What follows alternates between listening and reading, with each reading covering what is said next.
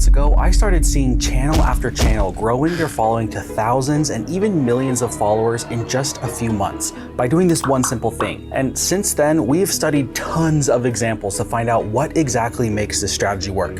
In fact, I even tried it myself, and it's time to share exactly what I found with you. So to start off, what exactly was I seeing?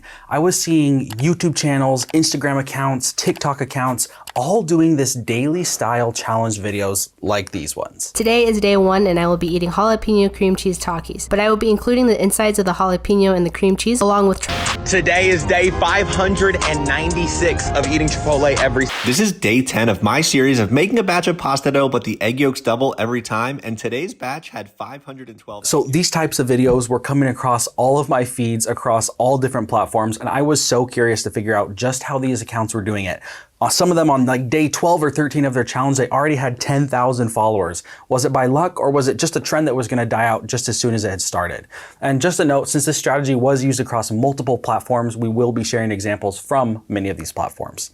Okay, so I wanted to know two things. Number one, why was this working and what elements of these videos made people want to follow and engage? And then question number two was, is it repeatable and long lasting?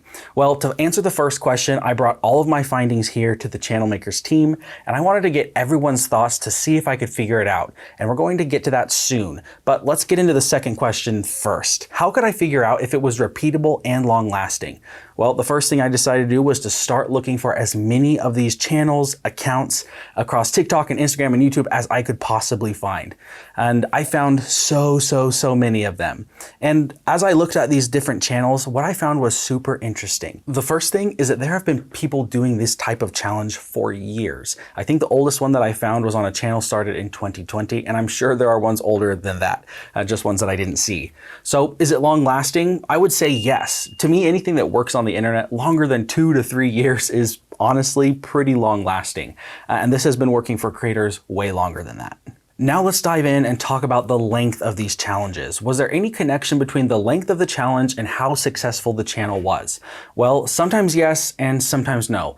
Let's take a look at this account that I found. Day 4 of doing 1 push-up for every single follower I get until Christmas. We gained 40 followers, so we're gonna do 40 push-ups. It's kind of funny, day 4 and 40 push-ups, you know, they're 40. So obviously, just like me, the person who started this account was very inspired by this challenge type of content, but it looks like they just didn't stick with it long enough. They gave up way too soon. Now let's take a look at this account. This kid was on about day 6 when I found his channel, and I was really interested to notice that just after a few days, his views and followers were rolling in. And actually something else really cool happened on this account, but I'm gonna get to that in just a minute.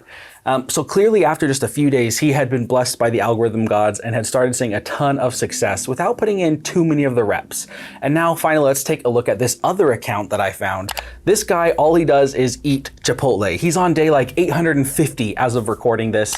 And we can see that he has been growing very well over time. Over 800 days of videos is absolutely insane. So all of these channels are in different niches, they have different styles of content, and they are all succeeding with this strategy. So in my mind, this box is checked. It is repeatable. And honestly, these are just a few of the examples that we found. There are so many others that have been very successful with this. Now, the second part of finding out if this was repeatable was to give it a try myself. So at the end of December in 2023, I started posting daily shorts on YouTube focused on one single challenge. The premise of the challenge was that we would only complete one small piece of this challenge for every person who subscribed. This meant that every day looked different. Some days we would complete 6 small parts of the challenge if 6 people subbed, and some other days we would get as many as 500 subscribers in just the matter of hours.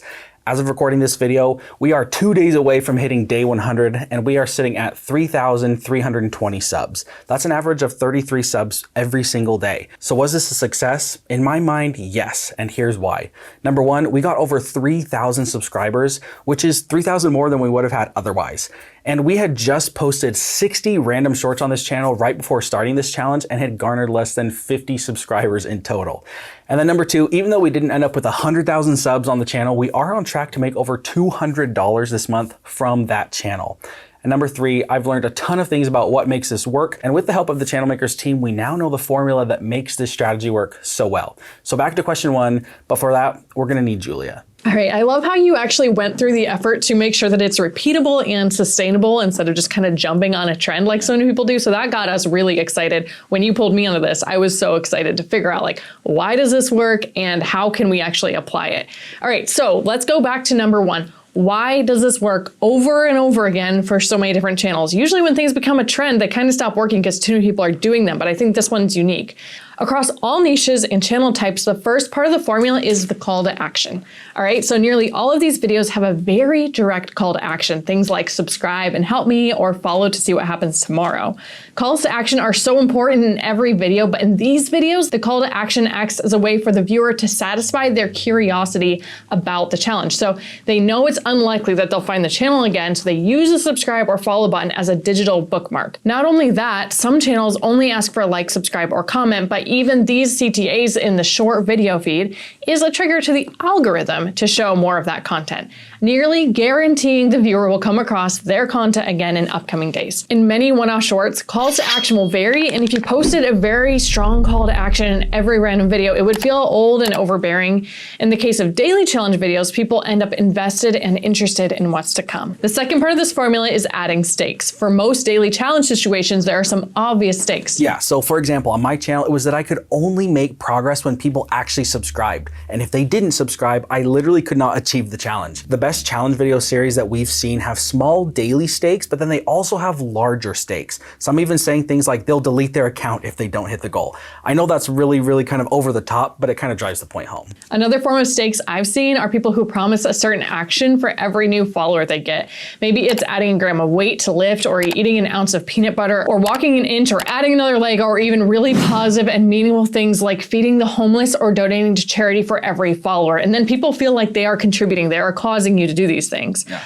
On many of these successful challenges, we see the internet do its thing and the channels are flooded with viewers. And then you get to watch the creator struggle to keep their promises, which makes for a good story over time and even better content. Honestly, this is like one of the biggest reasons I have started subscribing to these challenges is it's so funny to watch. If their channel actually starts taking off, they end up really having a hard time fulfilling the promises that they made. But it's awesome to see the story that builds and that comes from that. And it honestly really does make a much better story. And me as a viewer, I'm more likely to tune back in day after day if I know that the storyline is going to have some ups and downs. One of my favorites that I've seen is one with pasta, where the guy promised to double the amount of eggs he used to make pasta every time. So it was like really visually satisfying to watch him make all this pasta. And then you're also keeping in mind like that exponential consequence of doubling the eggs every day. And it was for a good cause. So he had like all those ingredients, except his wasn't that easy for him to do, but he made it work. Between good CTAs and the right balance of low and high stakes, these challenges can be really successful, but also fairly simple. So you will get the most benefit from doing it every day without missing a day. It's really important for this kind of challenge. A weekly or every other day challenge isn't as impactful or memorable.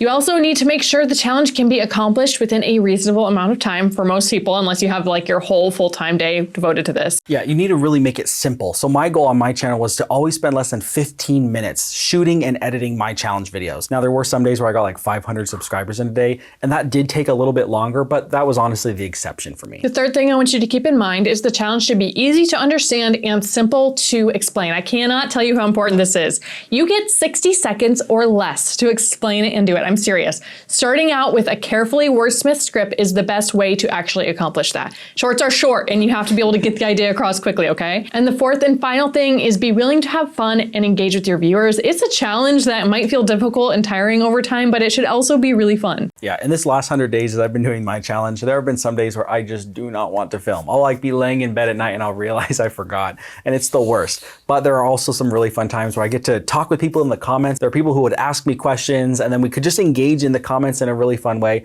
It really is fun to build a community around something, especially a challenge, because people are there to support you and offer their support. So it really is a really cool thing. These videos have worked across social platforms, and with just a few extra minutes, you can cross-post. So you can cross-post to YouTube and TikTok and Instagram and really get a lot of bang for your buck with just a couple videos. So that brings us to probably the biggest question here. I know it's a question that I've kind of had when we first started talking about this, and that is what qualifies this as successful? So originally for me on my challenge, it was just to drive more engagement and traffic to my brand, but specifically my main channel, my channel with my long form videos. I wanted more traffic there and it did work. I did get some viewers over there, but it also just got me more exposure on the internet. I mean, we've had hundreds of thousands of views on these short videos. And even though it may not be the end goal, it's been a really awesome journey. And not only that, it actually opened up some additional doors to monetization, which has been super, super exciting and something that I did not expect.